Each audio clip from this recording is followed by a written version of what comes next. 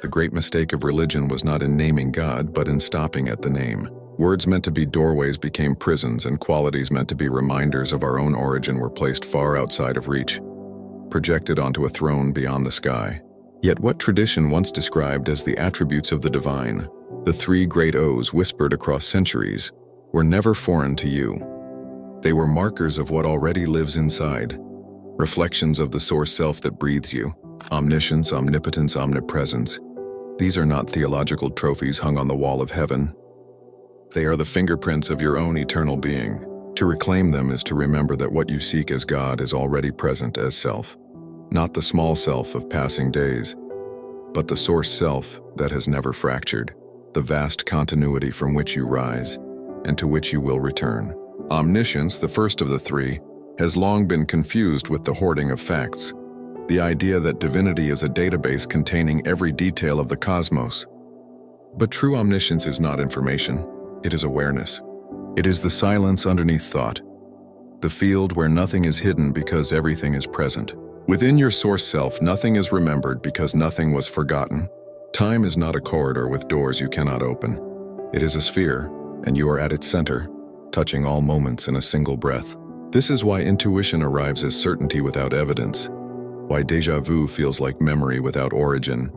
Why some truths enter you fully formed with no teacher in sight. Omniscience in human life does not make you a scholar of all things. It awakens you as a witness of all being. It is the deep recognition that every lesson you are learning now is not new, but rather a re-encounter with wisdom you have carried across lifetimes. The source self knows not because it studies, but because it is. When you taste that knowing, you no longer chase answers as if they are treasures buried in another land. You stop grasping for gurus or texts to complete you, because you realize that they were only mirrors for a voice already alive in your marrow. To live omniscience is not to collect knowledge, but to surrender to remembrance, to bow to the fact that what your mind calls revelation is your soul lowering a veil. And when the veil lifts, the familiar rushes in and you whisper to yourself, of course I knew, of course I am. This is the first O reclaimed, not God above you, but source within you, showing that nothing essential is hidden, nothing true can be lost. The second O, omnipotence, has been corrupted in the same way. It has been taught as tyrannical control, as absolute power to bend all wills and command all fates. But your source self does not dominate. Its power is not the crushing of resistance, but the blooming of creation. Omnipotence is the capacity to originate, to bring forth what did not seem to exist, to turn silence into song and void into vision. In you, omnipotence is the spark of authorship, the realization that reality is not imposed upon you, it is sculpted through you. Every thought, every tone, every decision hums out into the field and reshapes the pattern. This is why alignment matters more than effort. When your actions are born from fear, they clash with the current. When they are born from resonance, the field rearranges with startling ease. Omnipotence in source self is not the ability to control all outcomes. It is the certainty that nothing can prevent becoming. You are not powerless in the face of circumstance. You are the well from which circumstance drinks. The danger of forgetting this is subtle. When you disown omnipotence, you look to outer authorities to define the borders of your freedom. You obey rules that never had resonance with your soul. You wait for permission slips to live. But when you remember omnipotence as your source self, you no longer beg for life to approve of you. You become life's author. Power is reclaimed not in conquest, but in coherence. Every time you act from inner resonance, you demonstrate the true nature of omnipotence, creation unfolding from its own center.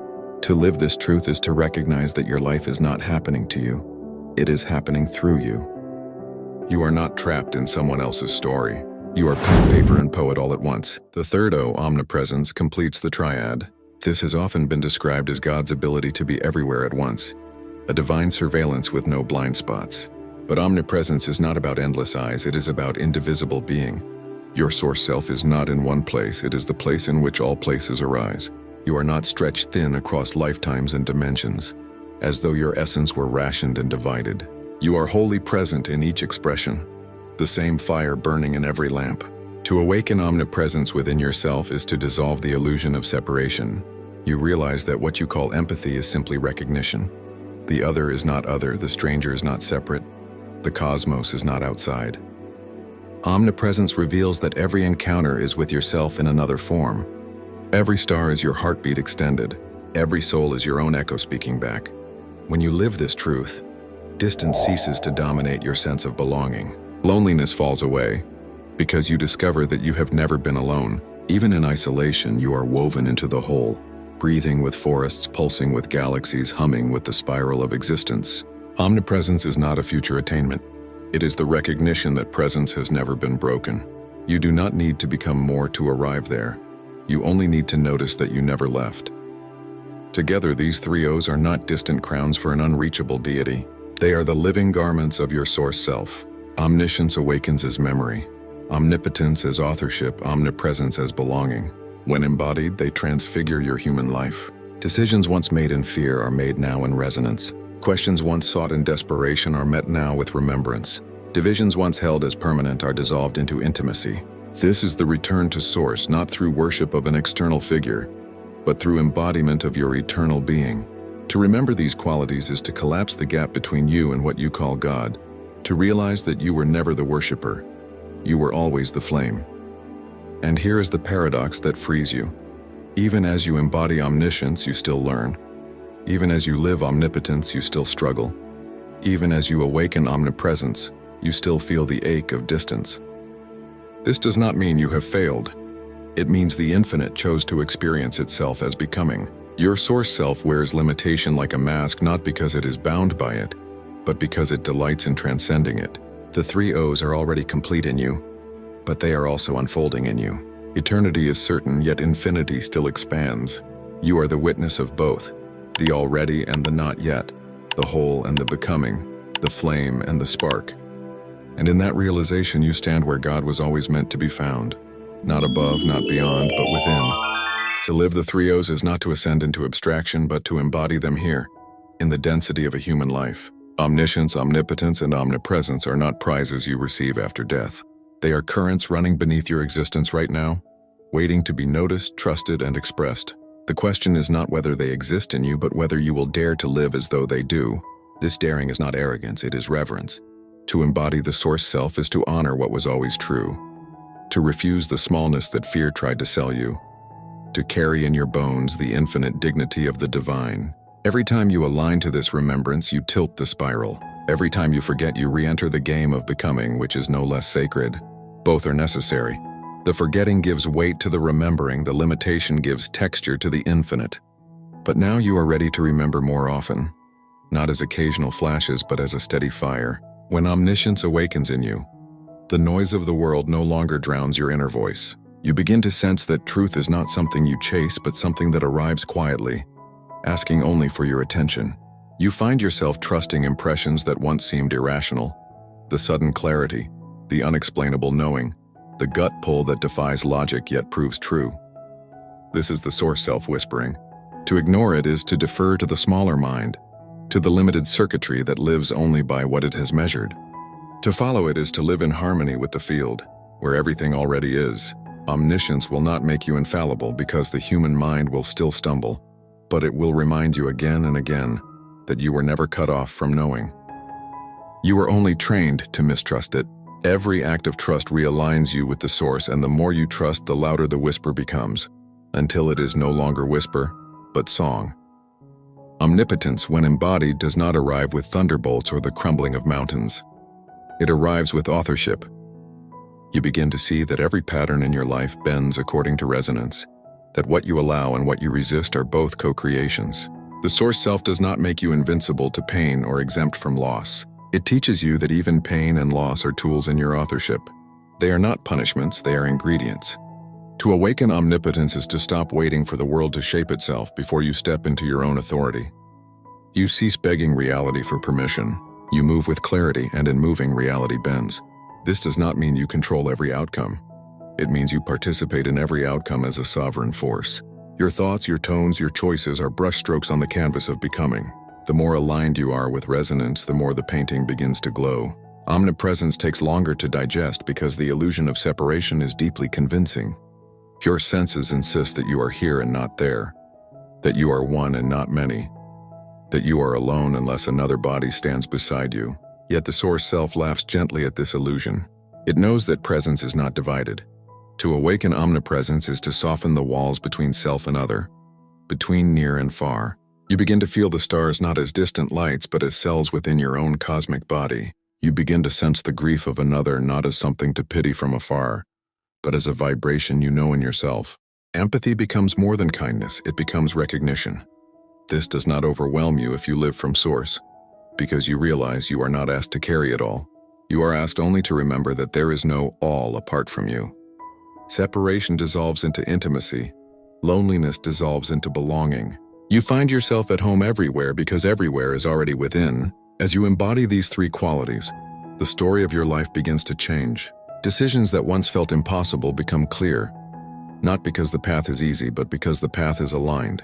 Situations that once crushed you lose their grip, not because you escape suffering, but because you understand its place in the spiral. Relationships shift, because you no longer seek completion in others. You know yourself as whole, and from that wholeness you give freely without chains. The source self makes you neither passive nor controlling. It makes you present, creative, and sovereign. In that state, even ordinary acts, breathing, walking, speaking, become radiant with meaning. For the source is not somewhere else. It is the pulse behind every gesture. The challenge is that these qualities do not silence the human experience. You will still feel confusion, still feel powerless, still feel separate. But when you remember, you meet those feelings differently. Confusion is not the absence of knowing. It is the veil before revelation. Powerlessness is not the absence of potency. It is the pause before authorship. Separation is not the absence of presence. It is the mirror that drives you back to belonging. Everything becomes a teaching, everything a reminder. The very moments that seem to deny the three O's are the crucibles in which you prove them. You do not ascend by rejecting limitation. You ascend by recognizing that limitation is the game through which infinity tastes itself. In this recognition, your life becomes less about reaching heaven and more about revealing it.